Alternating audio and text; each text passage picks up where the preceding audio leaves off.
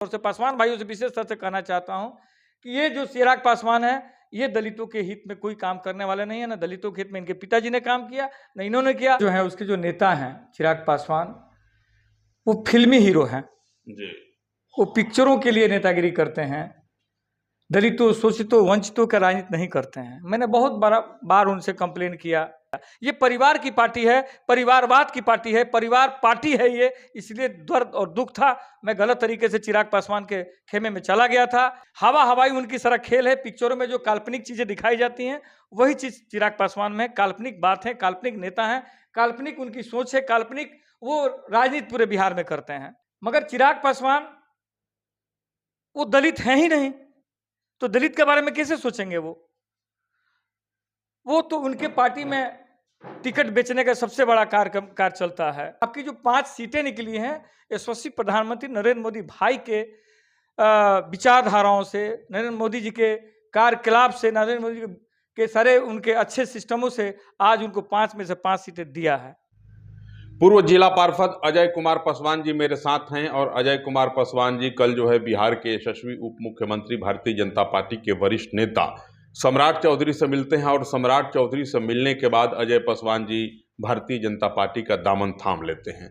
लंबे समय तक अजय पासवान जो है लोक जनशक्ति पार्टी रामविलास पासवान अर्थात चिराग पासवान के साथ कदम से कदम मिला के चलते रहे। चिराग पासवान जी भी अजय पासवान जी को बड़ी मानते थे और चिराग पासवान जी अजय जी के यहाँ कई बार आ भी चुके हैं। आखिर ऐसी कौन परिस्थिति आन पड़ी कि चिराग पासवान का साथ छोड़ के अजय पासवान भारतीय जनता पार्टी का दामन थाम लिए? इन तमाम बिंदुओं पर चर्चा करने के लिए मेरे साथ आज अजय पासवान जी हैं। जिला के बड़े जुझारू नेता हैं, गोपालगंज लोकसभा क्षेत्र के पूर्व प्रत्याशी भी हैं। इनसे बात करेंगे और जानने का प्रयास करेंगे कि भाजपा का दामन अजय जी क्यों थामे। बहुत स्वागत, बहुत वंदन है आपका भी संभव। पहले तो बहुत बहुत बधाई आपको, भारतीय जनता पार्टी का दामन थामे और पूरा भगवामय हो गए। भगवा में तो पूरे बिहार नहीं, पूरे भारत है जी। और भारतीय जनता पार्टी भारत हित में सोचती है, भारत हित में अपनी विचारधाराओं को जन जन तक पहुंचाने का काम करती है। और उसी विचारधाराओं से मैं थोड़ा ओतप्रोत होकर के आज लोजपा रामविलास की पार्टी को मैंने तिलांजलि कर दिया है, क्योंकि उसके लीडर जो हैं, उसके जो नेता हैं चिराग पासवान, वो फिल्मी हीरो हैं जी।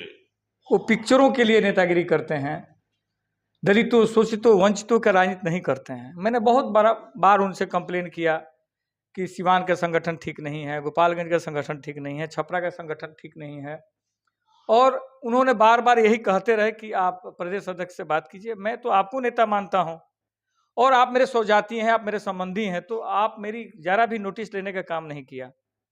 तो आपकी पार्टी दलित शोषित का तो है नहीं, ना संगठन का काम करते हैं। आपकी जो 5 सीटें निकली हैं, यशस्वी प्रधानमंत्री नरेंद्र मोदी भाई के विचारधाराओं से, नरेंद्र मोदी जी के कार्यकलाप से, नरेंद्र मोदी के सारे उनके अच्छे सिस्टमों से आज उनको 5 में से 5 सीटें दिया है।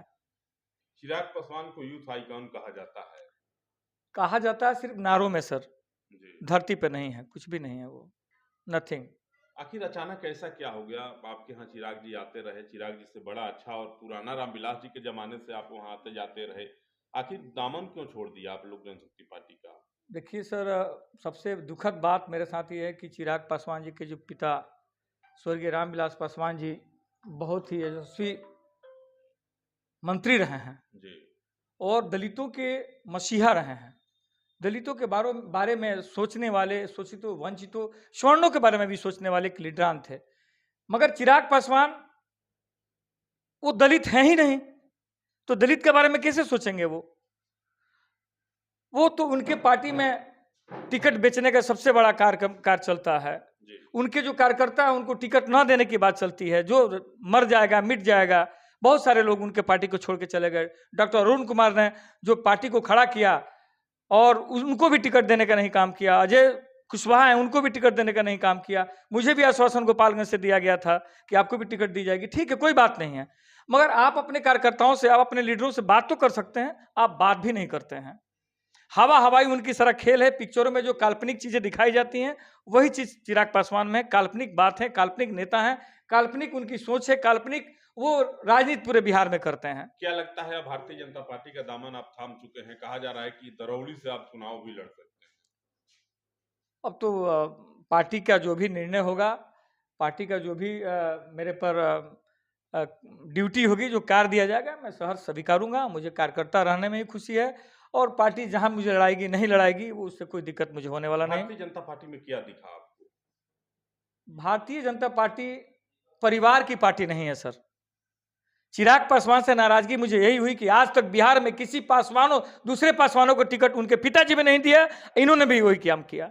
हम लोग रात दिन खटते हैं, इनके पिताजी भी अपने भाई को, अपने भतीजे को, अपने बेटे को सांसद बनाया है। किसी बिहार में किसी पासवानों को बनाने का काम नहीं किया। ये परिवार की पार्टी है, परिवारवाद की पार्टी है, परिवार पार्टी है ये। इसलिए दर्द और दुख था, मैं गलत तरीके से चिराग पासवान के खेमे में चला गया था, इसलिए मैं आज उनको त्याग दिया है और भाजपा का दामन थामा है और भाजपा के लिए मरूंगा मिटूंगा, एक छोटा सा कार्यकर्ता बनकर रहूंगा। आगे क्या अपील करेंगे आम लोगों से? मैं तो दलित भाइयों से अपील करूंगा कि जो पासवानों की पार्टी कहते हैं चिराग पासवान, आप लोग सोचें समझें, ये दलितों की पार्टी नहीं है लोजपा रामविलास की। ये कुछ खास लोगों की पार्टी है, कुछ खास व्यक्तियों की पार्टी है जो अपनी दलाली करते हैं, अपना पैसा लेकर के टिकट डिस्ट्रीब्यूट और बांटने का काम करते हैं और कार्यकर्ता उसी को समझती है कि ये दलितों और शोषितों की पार्टी है। मैं दलित भाइयों से विशेष तौर से, पासवान भाइयों से विशेष तौर से कहना चाहता हूं कि ये जो चिराग पासवान है, ये दलितों के हित में कोई काम करने वाले नहीं है। ना दलितों के हित में इनके पिताजी ने काम किया, न इन्होंने किया। अभी मैं आपको एक सूचना बताता हूं कि हाजीपुर में ये नॉमिनेशन करने गए, वहां के पासवानों ने, वहां के दलितों ने, ये बाबा साहब की मूर्ति पर माल्यार्पण करने के लिए गए, वहां के पासवानों ने उस मूर्ति को दूध और गंगा जल से नहलाने का काम किया। क्यों ऐसा हुआ? इसलिए कि ये दलितों के लिए बात सोचते नहीं है, ये पार्टी हित में कोई काम नहीं करते। ये लोग फिल्मी स्क्रिप्ट तैयार करते हैं। सम्राट चौधरी से आपकी डील क्या हुई? लंबे समय तक आप लोग बैठ करके एक कमरे में बात की?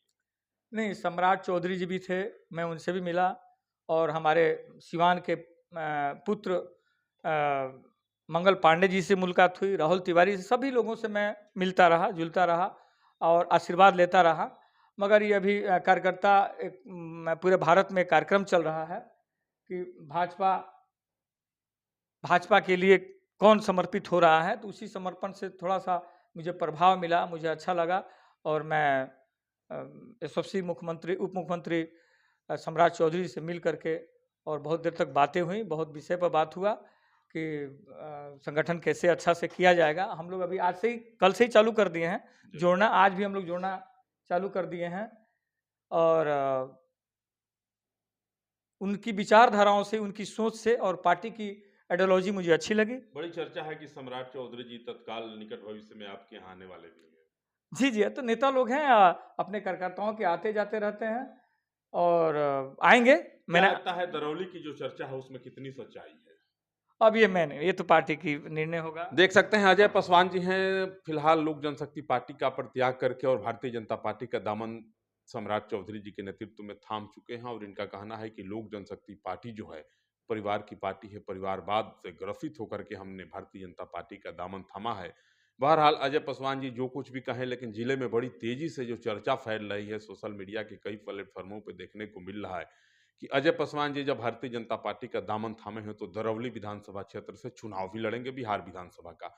बहरहाल भारतीय जनता पार्टी के दामन थामने पर अजय पासवान के बारे में आप क्या सोच रहे हैं, कमेंट करेंगे और जरूर बताएंगे। नमस्कार।